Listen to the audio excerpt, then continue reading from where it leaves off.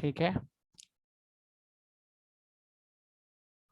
मूल विधि 24 जून थर्सडे 4 बजे live test. ठीक है, 18 क्वेश्चंस हैं, इनको कर लिया तो आपको पता रहेगा आपकी तैयारी कितनी है। पहला क्वेश्चन आपके सामने है ये, वर्तमान 2021 में कौन से नंबर का विधि आयोग है?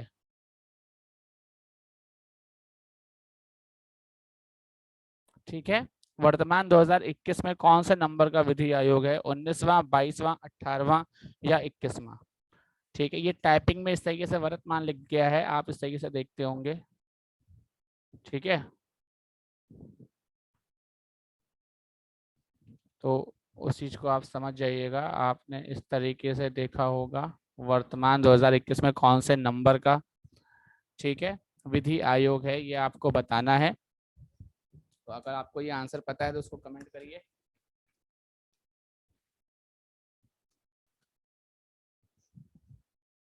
देखिए, इसका आंसर है आपका दूसरा वाला, 22वां। ठीक है, विधि आयोग है। नेक्स्ट क्वेश्चन की ओर चलते हैं। जम्मू कश्मीर में भादासा, ठीक है, भारतीय दंड संहिता आईपीसी कब लागू हुई? 31 अक्टूबर 2019, 1 जनवरी 1965, 1 जनवरी 1934, 31 अक्टूबर 1963। तो भाई जम्मू कश्मीर में जो लागू हुई है वो लागू हुई है 31 अक्टूबर 2019 को, पहला वाला एक इसका आंसर है। ठीक है,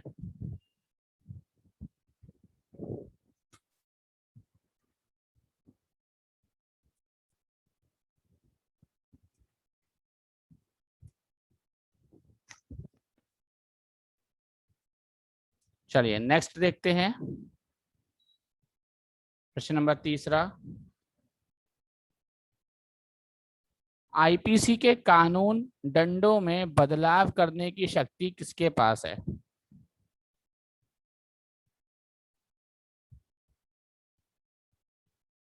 आईपीसी के कानूनों दंडों में बदलाव करने की शक्ति किसके पास है? संसद के पास, सर्वोच्च न्यायालय के पास, केंद्र सरकार के पास, विधि आयोग के पास। ठीक है, तो इसका जो उत्तर है वो अगर आपको पता है तो आप कमेंट करें। नहीं, आईपीसी के जो कानून हैं वो विधि आयोग के पास, फोर्थ वाला, विधि आयोग के पास शक्ति है उनको बदलने की। नेक्स्ट क्वेश्चन, आईपीसी का गठन किस एक्ट के तहत हुआ था? ये जब मैंने आपको आईपीसी बताया था तब मैंने आपको पढ़ाया था। आईपीसी का गठन किस एक्ट के तहत हुआ है? 1833 के चार्टर एक्ट, 1858 के अधिनियम, 1773 के रेगुलेटिंग एक्ट, 1919 के मॉन्टेग्यू चेम्सफोर्ड, किसके तहत हुआ है आईपीसी का गठन? ठीक है, आप अपना आंसर चैट बॉक्स में कमेंट कर सकते हैं। आईपीसी का जो एक्ट है उसका गठन 1833 के चार्टर एक्ट, पहला वाला आपका आंसर है। ठीक है, चलिए आगे बढ़ते हैं। पांचवा, निम्नलिखित में से किस राज्य में आईपीसी 1963 में लागू हुई? निम्नलिखित में से किस राज्य में आईपीसी इंडियन पिनल कोड 1963 में लागू हुई? गोवा, पौंडीचेरी, उपयुक्त सभी, दमन एंड दीव।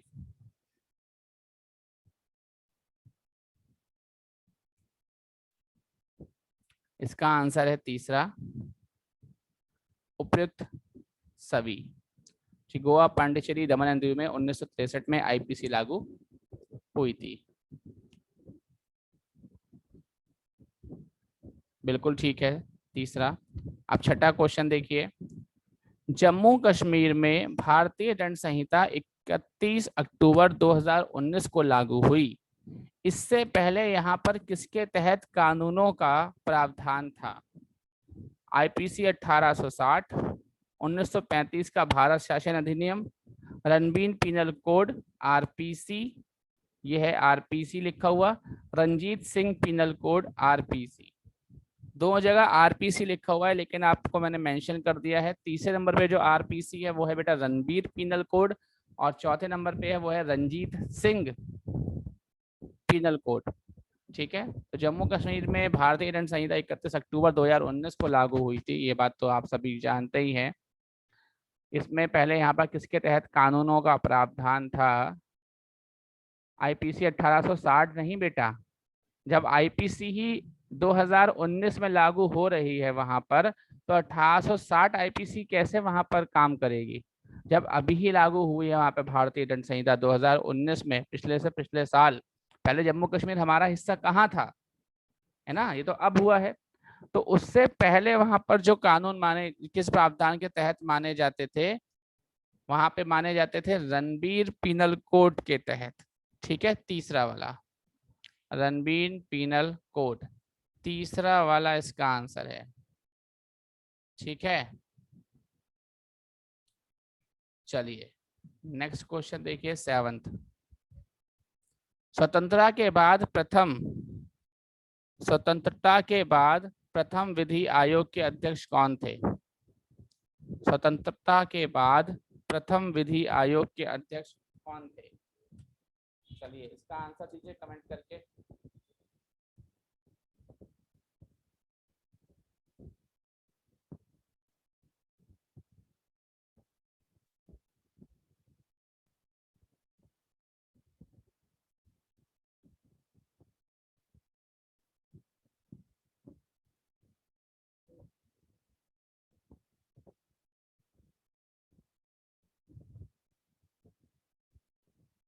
स्वतंत्रता के बाद प्रथम विधि आयोग के अध्यक्ष कौन थे? इसका आंसर है मोतीलाल चिन्नम्मा सीतलवाड़ा, दूसरा वाला इसका आंसर है। ठीक है, और भारत की स्वतंत्रता के बाद प्रथम विधि आयोग का गठन हुआ कब था?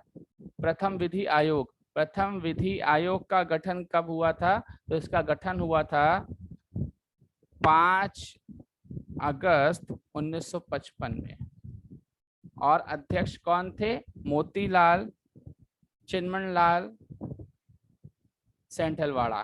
ठीक है, 8, क्वेश्चन नंबर 8, संज्ञेय अपराध के लिए निम्न में से कौन सही है? मैंने आपको पढ़ाया था संज्ञेय अपराध और असंज्ञेय अपराध कौन सा होता है। ठीक है, जमानती और गैर जमानती अपराध कौन सा होता है। तो यहाँ पूछा है संज्ञेय अपराध के लिए निम्न में से कौन सही है। नंबर 1, ये अपराध धन से संबंधित होते हैं। जो संज्ञेय अपराध होते हैं, जो गंभीर अपराध होते हैं, क्या वे धन से संबंधित होते हैं? इनमें गिरफ्तारी से पहले मजिस्ट्रेट वारंट जारी करता है। ठीक है। नंबर 3, इन अपराधों के लिए बिना वारंट के गिरफ्तारी हो सकती है। नंबर 4, तीनों गलत है। तो संज्ञेय अपराधों के लिए पुलिस जो है वो आपको बिना वारंट के भी गिरफ्तार कर सकती है। तीसरा वाला इसका आंसर होगा, ऑप्शन नंबर 3। ठीक है, चलिए 9th, सशस्त्र पुलिस बल, पुलिस किसके अधीन होती है? सशस्त्र पुलिस किसके अधीन होती है? ऑप्शन ए उप महानिरीक्षक, ऑप्शन बी अधीक्षक, ऑप्शन सी महानिरीक्षक, और ऑप्शन डी जिला मजिस्ट्रेट। तो सशस्त्र पुलिस बल किसके अधीन होती है? ऑप्शन नंबर ए उप महानिरीक्षक के अधीन होती है। चलिए ये बताइए, बालकों के लिए अनिवार्य शिक्षा का उपबंध, ठीक है, बालकों के लिए अनिवार्य शिक्षा का उपबंध संविधान के किस अनुच्छेद में निहित है? अनुच्छेद 63, article 63, article 23, article 45, article 77। Option A, option B, option C, option D. तो अगर हम इसकी बात करें, बालकों के लिए अनिवार्य शिक्षा का उपबंध, ये आपका आर्टिकल 45 यानी कि सी वाला आपका आंसर है। ठीक है, 11, अधीनस्थ पंक्तियों के किसी अधिकारी को पदच्युत, निलंबन या आवंटन की आवनत का प्रावधान किसमें है? ठीक है, धारा 8 के अंतर्गत, धारा 7 के अंतर्गत, धारा 6 के अंतर्गत, धारा 9 के अंतर्गत। Option A, option B, C, D. अधीनस्थ पंक्तियों में जो मतलब जो नीचे के अधिकारी होते हैं उनका लिए निलंबन, ठीक है, अधीनस्थ पंक्तियों में, तो धारा 7 के अंतर्गत है। ऑप्शन नंबर बी इसका आंसर है।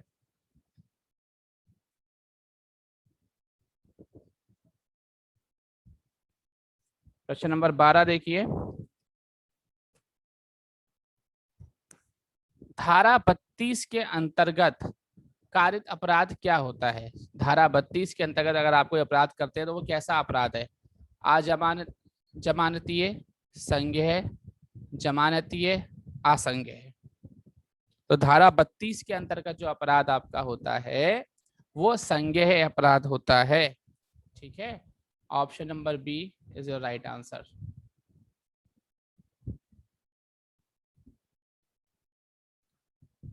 पुलिस अधिकारी बिना इजाजत या 2 मास की सूचना के पद त्याग नहीं करेंगे। किस धारा का स्पष्ट प्रावधान है ये? ठीक है, अगर आप बिना किसी इजाजत के अपना पद नहीं त्याग सकते और अगर आपको त्यागना है तो उससे पहले आपको सूचना देनी होगी। तो किस धारा का स्पष्ट प्रावधान है ये? Option A, option B, option C, option D.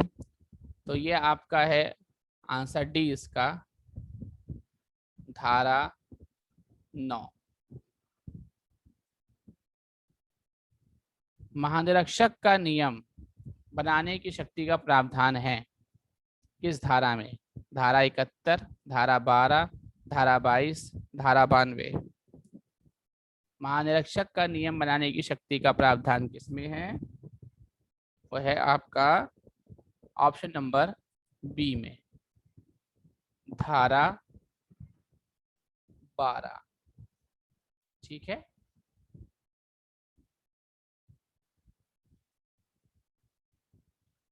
पंद्रहवां देखिए, साधारण पुलिस जिलों में सर्वत्र पुलिस का प्रशासन निहित होगा, ठीक है।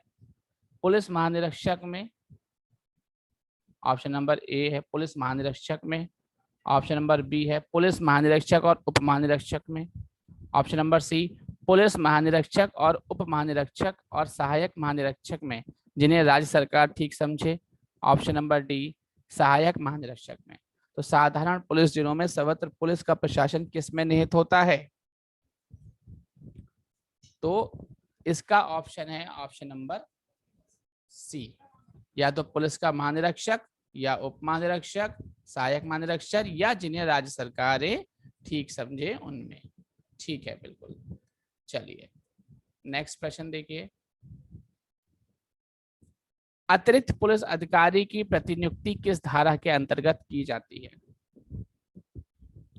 अतिरिक्त पुलिस अधिकारी की प्रतिनियुक्ति किस धारा के अंतर्गत की जाती है? धारा 12, option B, option A same है, ऑप्शन सी और ऑप्शन डी।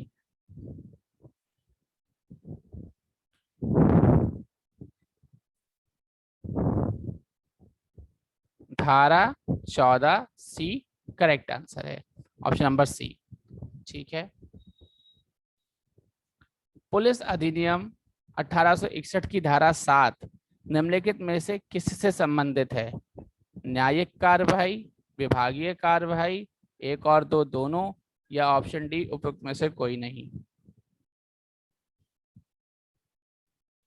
पुलिस अधिनियम 1861 की धारा 7, जो धारा 7 है, में से किससे संबंधित है? कि पुलिस वालों के ऊपर न्यायिक कार्यवाही होगी, विभागीय कार्यवाही होगी? नहीं, एक और दो दोनों नहीं होता। पुलिस डिपार्टमेंट का अगर कोई भी अधिकारी कुछ गड़बड़ करता है तो पहले विभागीय कार्यवाही होती है उस पर। तो ऑप्शन नंबर बी, ठीक है, ऑप्शन नंबर बी होगा इसका। चलो नेक्स्ट प्रश्न और लास्ट, पुलिस अधिनियम 1861 में कुल कितनी मूल धाराएं थी? ये हमने आपको पढ़ाया था। पुलिस अधिनियम 1861 में कुल कितनी मूल धाराएं हैं? Option A 47, option B 55, option C 63 और ऑप्शन डी 80। ठीक है, डी नहीं, 47। ठीक है, ऑप्शन नंबर ए जो है ये करेक्ट आंसर है इसका। और आप इसको देख लीजिएगा, इसको नोट कर लीजिएगा।